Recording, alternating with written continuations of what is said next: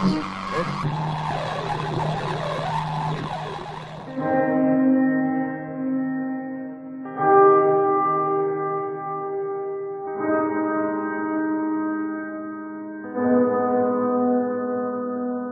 Waters of Death by Erckmann Chatrian.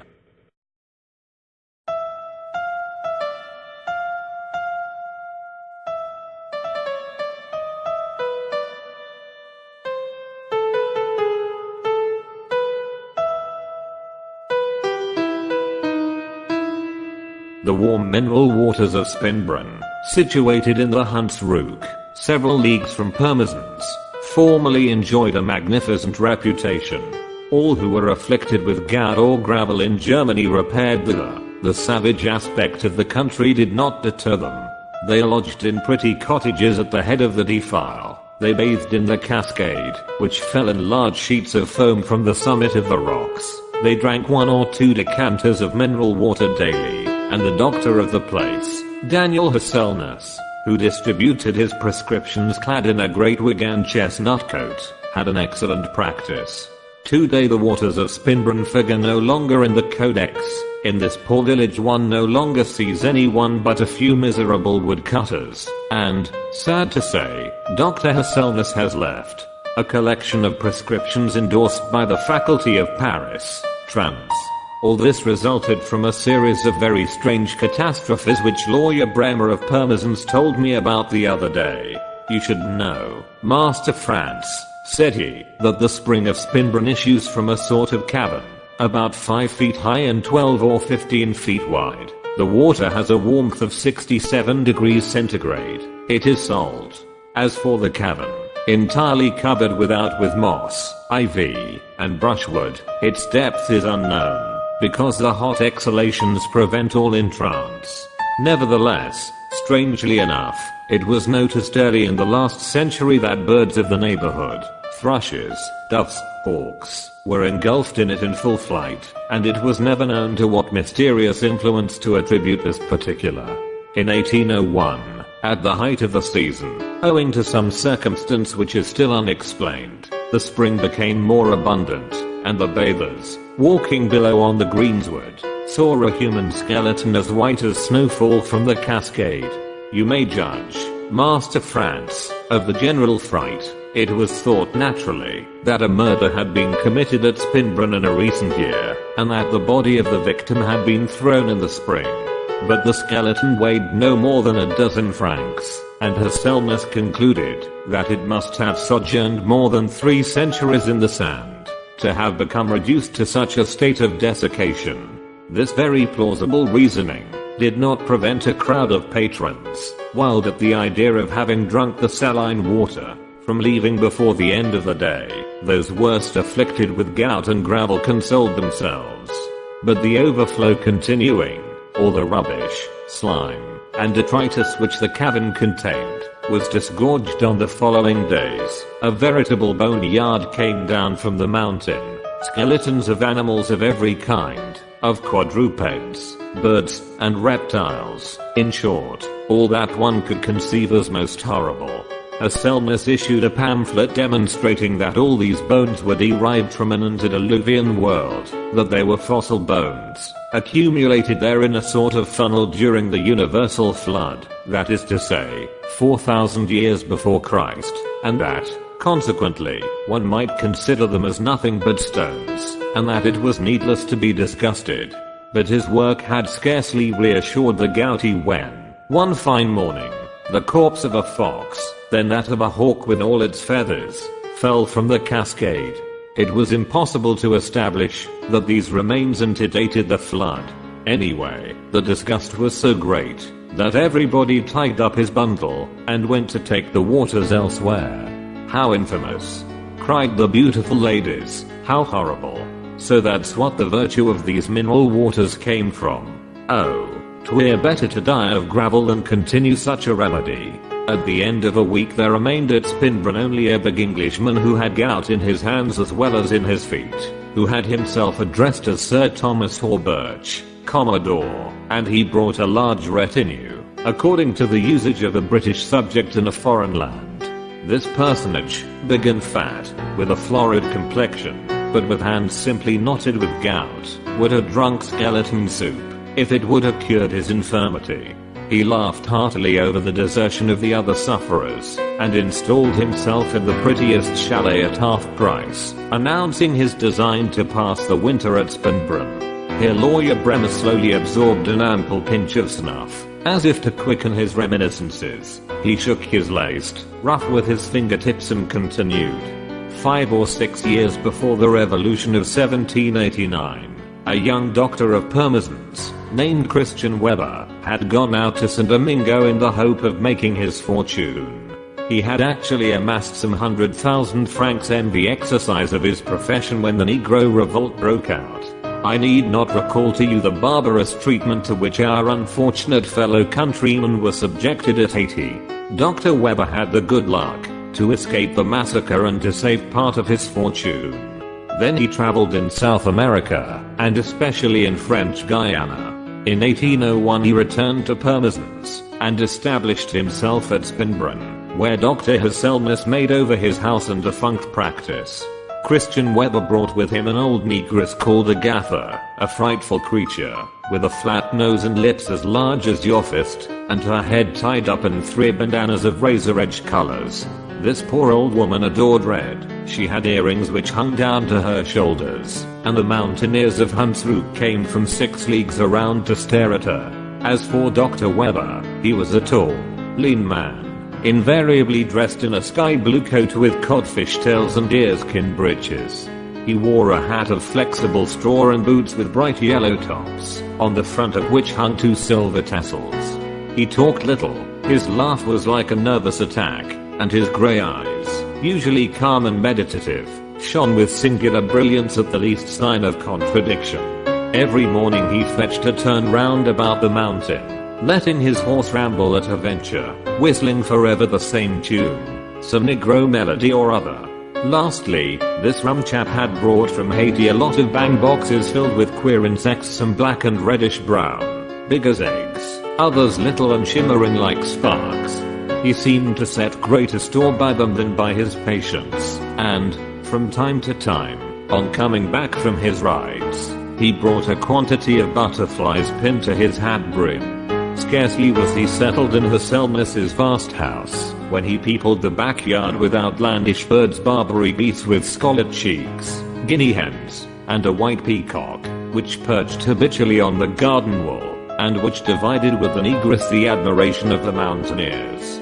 If I enter into these details, Master France, it's because they recall my early youth. Dr. Christian found himself to be at the same time my cousin and my tutor, and as early as on his return to Germany he had come to take me, and install me in his house at Spinbronn. The black Agatha at first sight inspired me with some fright, and I only got seasoned to that fantastic visage with considerable difficulty, but she was such a good woman. She knew so well how to make spiced patties. She hummed such strange songs in a guttural voice, snapping her fingers, and keeping time with a heavy shuffle, that I ended by taking her in fast friendship.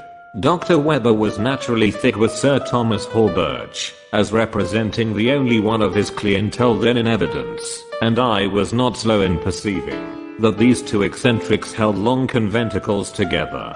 They conversed on mysterious matters, on the transmission of fluids, and indulged in certain odd signs which one or the other had picked up in his voyages, Sir Thomas in the Orient, and my tutor in America.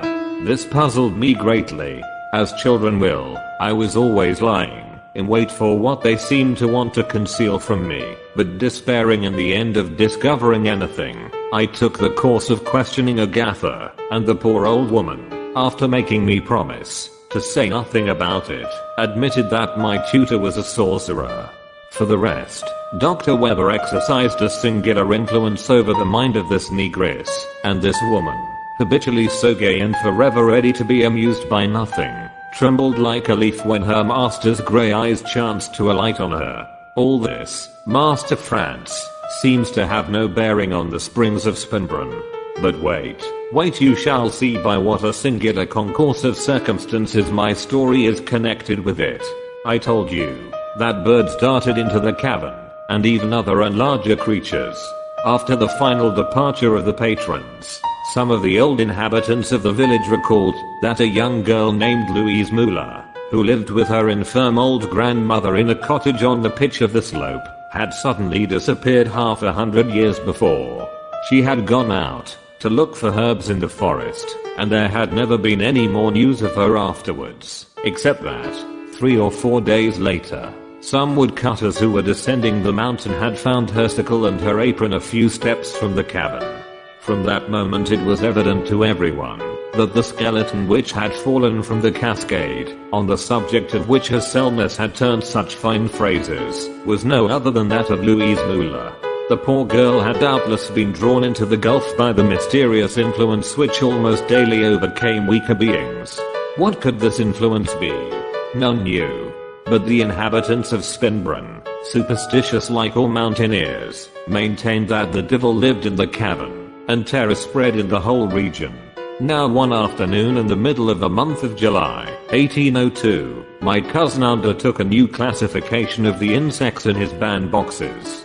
He had secured several rather curious ones the preceding afternoon. I was with him, holding the lighted candle with one hand, and with the other a needle which I heated red hot. Sir Thomas, seated, his chair tipped back against the sill of a window, his feet on a stool, watched us work, and smoked his cigar with a dreamy air. I stood in with Sir Thomas Hawberch, and I accompanied him every day to the woods in his carriage. He enjoyed hearing me chatter in English, and wished to make of me, as he said, a thorough gentleman. The butterflies labeled, Dr. Webber at last opened a box of the largest insects, and said, "Yesterday I secured a magnificent horn beetle, the great Lucanus cervus of the oaks of the Harz. It has this peculiarity, the right claw divides in 5 branches. It's a rare specimen." At the same time I offered him the needle, and as he pierced the insect, before fixing it on the cork, Sir Thomas, until then impassive, got up, and, drawing near a bandbox, he began to examine the spider crab of Guyana with a feeling of horror which was strikingly portrayed on his fat vermilion face. "That is certainly," he cried, "the most frightful work of the creation. The mere sight of it, it makes me shudder." In truth, a sudden pallor overspread his face. "Bah," said my tutor, "all that is only a prejudice from childhood. One hears his nurse cry out, one is afraid, and the impression sticks. But if you should consider the spider with a strong microscope, you would be astonished at the finish of his members, at their admirable arrangement, and even at their elegance." "It disgusts me," interrupted the Commodore brusquely. "Pow!" It had turned over in his fingers. "Oh, I don't know why," he declared. "Spiders have always frozen my blood." Dr. Webber began to laugh, and I, who shared the feelings of Sir Thomas, exclaimed, "Yes, cousin, you ought to take this villainous beast out of the box. It is disgusting. It spoils all the rest." "Little chump," he said, his eyes sparkling, "what makes you look at it? If you don't like it, go take yourself off somewhere." Evidently he had taken offense, and Sir Thomas, who was then before the window contemplating the mountain, turned suddenly, took me by the hand, and said to me in a manner full of goodwill, "Your tutor, Franz, sets great store by his spider. We like the trees better, the verdure. Come, let's go for a walk." "Yes, go," cried the doctor, "and come back for supper at 6 o'clock. Then raising his voice, "No hard feelings, Sir Hawberch," the Commodore replied laughingly, and we got into the carriage, which was always waiting in front of the door of the house. Sir Thomas wanted to drive himself, and dismissed his servant. He made me sit beside him on the same seat, and we started off for Oth Alps. While the carriage was slowly ascending the sandy path, an invincible sadness possessed itself of my spirit. Sir Thomas, on his part, was grave. He perceived my sadness and said, "You don't like spiders, Franz, nor do I either. But thank heaven, there aren't any dangerous ones in this country. The spider crab which your tutor has in his box comes from French Guiana. It inhabits the great swampy forests filled with warm vapors, with scalding exhalations, This temperature is necessary to its life. Its web, or rather its vast snare, envelops an entire thicket. In it takes birds as our spiders take flies. But drive these disgusting images from your mind, and drink a swallow of mild burgundy. Then turning, he raised the cover of the rear seat, and drew from the straw a sort of gourd from which he poured me a full bumper in a leather goblet. When I had drunk, all my good humor returned, and I began to laugh at my fright. The carriage was drawn by a little Ardennes horse, thin and nervous as a goat, which clambered up the nearly perpendicular path. Thousands of insects hummed in the bushes. At our right, at 100 paces or more, the somber outskirts of the Rothalp forests extended below us, the profound shades of which, choked with briers and foul brush, showed here and there an opening filled with light. On our left tumbled the stream of Spinbronn, and the more we climbed the more did its silver sheets, floating in the abyss, grow tinged with azure, and redouble their sound of cymbals. I was captivated by this spectacle. Sir Thomas, leaning back in the seat, his knees as high as his chin, abandoned himself to his habitual reveries, while the horse, laboring with his feet, and hanging his head on his chest as a counterweight to the carriage, held on as if suspended on the flank of the rock. Soon, however, we reached a pitch less steep, the haunt of the roebuck, surrounded by tremulous shadows. I always lost my head, and my eyes too, in an immense perspective. At the apparition of the shadows I turned my head, and saw the cavern of Spinbronn close at hand. The encompassing mists were a magnificent green, and the stream which, before falling, extends over a bed of black sand and pebbles, was so clear, that one would have thought it frozen, if pale vapors did not follow its surface. The horse had just stopped of his own accord to breathe. Sir Thomas, rising, cast his eye over the countryside. "How calm everything is," said he. Then, after an instant of silence, "If you weren't here, France, I should certainly bathe in the basin." "But, Commodore," said I, "why not bathe? I would do well to stroll around in the neighborhood. On the next hill is a great glade filled with wild strawberries. I'll go and pick some. I'll be back in an hour." "Ah, I should like to, France. It's a good idea.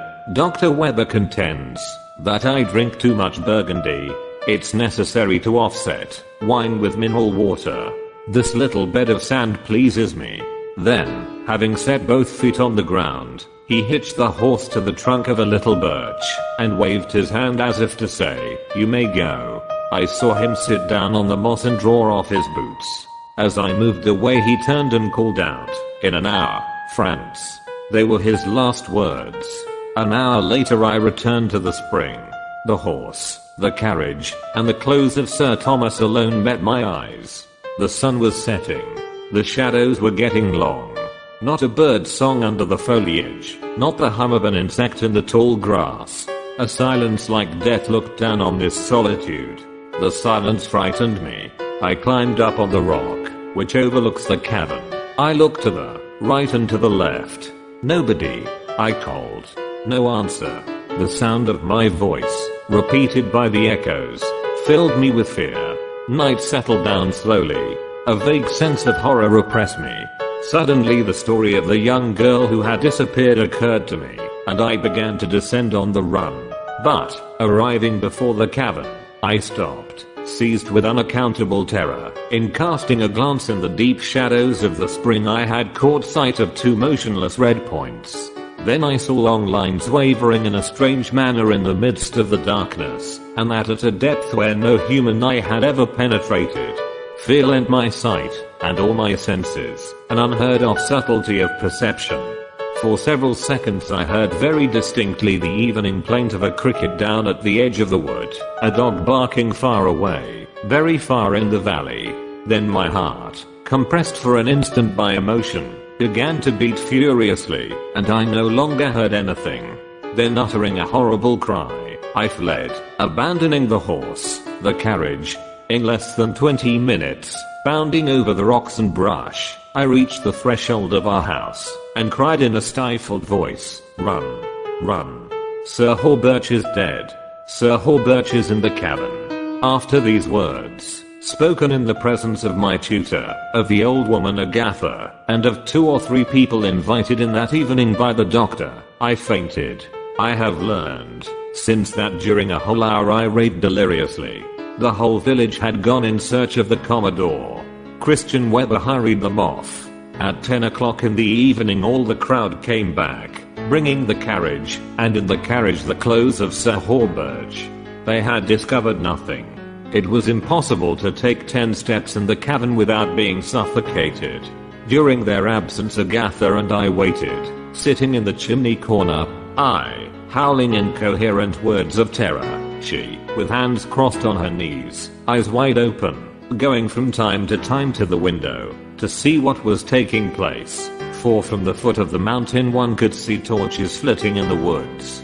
One could hear hoarse voices, in the distance, calling to each other in the night. At the approach of her master, Agatha began to tremble. The doctor entered brusquely, pale, his lips compressed, despair written on his face.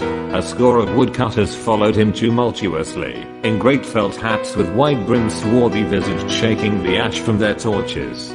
Scarcely was he in the hall, when my tutor's glittering eyes seemed to look for something. He caught sight of the negress, and without a word, having passed between them, the poor woman began to cry, "No, no, I don't want to. And I wish it," replied the doctor in a hard tone. One would have said that the negress had been seized by an invincible power. She shuddered from head to foot, and Christian Weber showing her a bench, she sat down with a corpse-like stiffness. All the bystanders, witnesses of this shocking spectacle, good folk with primitive and crude manners, but full of pious sentiments, made the sign of the cross, and I who knew not then, even by name, of the terrible magnetic power of the will, began to tremble, believing that Agatha was dead. Christian Weber approached the negress, and making a rapid pass over her forehead, "Are you there?" said he. "Yes, master. Sir Thomas Hawberge." At these words she shuddered again. "Do you see him?" "Yes, yes," she gasped in a strangling voice. "I see him." "Where is he?" "Up there, in the back of the cavern. Dead. Dead," said the doctor. "How?" "The spider." "Oh, the spider crab." "Oh, control your agitation," said the doctor, who was quite pale. "Tell us plainly." "The spider crab holds him by the throat. He is there at the back under the rock wound drowned by webs." Christian Weber cast a cold glance toward his assistants, who, crowding around, with their eyes sticking out of their heads, were listening intently, and I heard him murmur, "It's horrible, horrible." Then he resumed, "You see him?" "I see him." "And the spider, is it big?" "Oh, master, never have I seen such a large one. Not even on the banks of the Mocaris, nor in the lowlands of Kununuma. It is as large as my head." There was a long silence. All the assistants looked at each other, their faces livid, their hair standing up. Christian Weber alone seemed calm, having passed his hand several times over the negress's forehead. He continued, "Agatha, tell us how death befell Sir Hawberge." "He was bathing in the basin of the spring. The spider saw him from behind, with his bare back. It was hungry. It had fasted for a long time. It saw him with his arms on the water. Suddenly it came out like a flash, and placed its fangs around the Commodore's neck, and he cried out, 'Oh, oh, my God!' It stung and fled. Sir Hawberge sank down in the water and died. Then the spider returned and surrounded him with its web, and he floated gently, gently, to the back of the cavern. It drew in on the web. Now he is all black." The doctor, turning to me, who no longer felt the shock, asked, "Is it true, Franz, that the Commodore went in bathing?" "Yes, cousin Christian." "At what time?" "At 4 o'clock. "At 4 o'clock. It was very warm, wasn't it?" "Oh, yes. It's certainly so," said he, striking his forehead. The monster could come out without fear. He pronounced a few unintelligible words, and then, looking toward the mountaineers, "My friends," he cried, "that is where this mass of debris came from, of skeletons which spread terror among the bathers. That is what has ruined you all. It is the spider crab.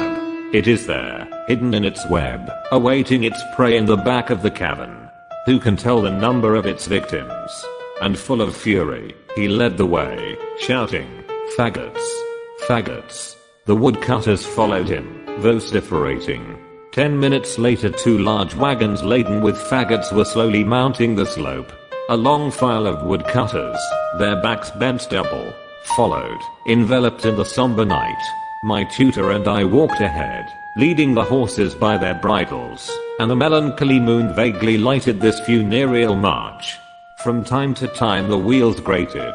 Then the carts, raised by the irregularities of the rocky road, fell again in the track with a heavy jolt. As we drew near the cavern, on the playground of the Roebucks, our cortege halted. The torches were lit, and the crowd advanced toward the gulf. The limpid water, running over the sand, reflected the bluish flame of the resinous torches, the rays of which revealed the tops of the black firs leaning over the rock. "This is the place to unload," the doctor then said. "It's necessary to block up the mouth of the cavern."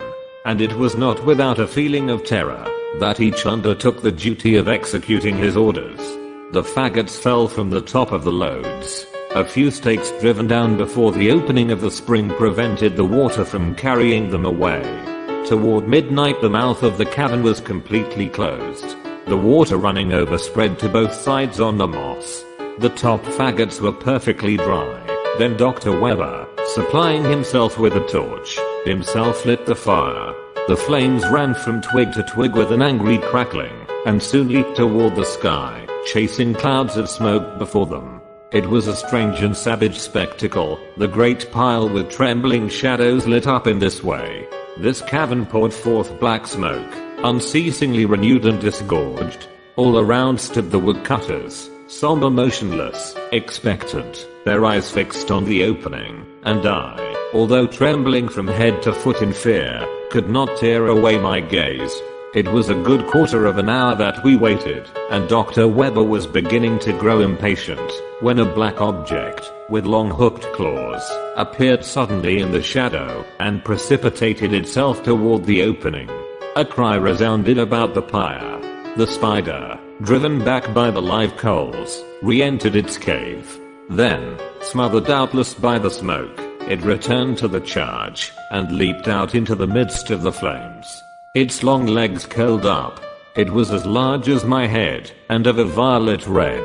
One of the woodcutters, fearing lest it leap clear of the fire, threw his hatchet at it, and with such good aim, that on the instant the fire around it was covered with blood. But soon the flames burst out more vigorously over it, and consumed the horrible destroyer. Such, Master France, was a strange event which destroyed the fine reputation which the waters of Spinbronn formerly enjoyed. I can certify the scrupulous precision of my account. But as for giving you an explanation, that would be impossible for me to do. At the same time, allow me to tell you that it does not seem to me absurd to admit that a spider, under the influence of a temperature raised by thermal waters, which affords the same conditions of life and development as the scorching climates of Africa and South America, should attain a fabulous size. It was this same extreme heat which explains the prodigious exuberance of the antediluvian creation.